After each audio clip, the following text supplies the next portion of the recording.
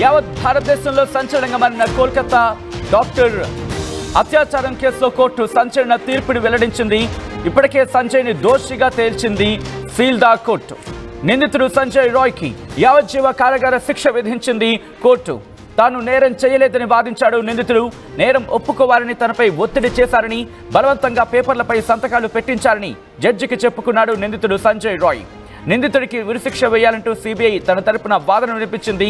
CBI వాదనతో ఏకీభవించింది Sealdah court. Kolkata ఘటన దేశవ్యాప్తంగా సంచలనంగా మారింది.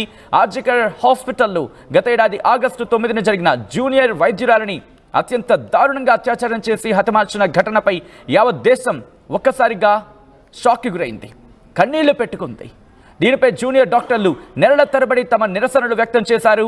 అంతేకాదు దేశ రాష్ట్రపతి ద్రౌపది ముర్ము సైతం ఈ ఘటనపై స్పందించారు. ఇదిలా ఉంటే కోల్కతా సర్కారు హైకోర్టు ఆదేశాల మేరకు సిబిఐకి కేసుని బదిలీ చేసింది. అంశానికి సంబంధించి మాట్లాడుకున్నాం.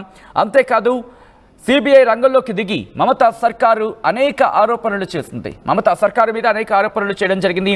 ఘటన జరిగాక క్రైమ్ జరిగిన ప్రదేశంలో ఎవిడెన్స్లను పోకుండా చూడడంతో స్థానిక పోలీసులు విఫలమయ్యారని పలు విషయాలని బయటపెట్టింది.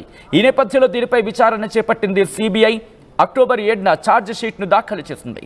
ఈ క్రమంలో దీనిపై విచారణ జరిపింది కోర్టు. ఈరోజు ఈ ఘటనలో సంజయ్ రాయ్ దోషి అంటూ తేల్చిన సందర్భం.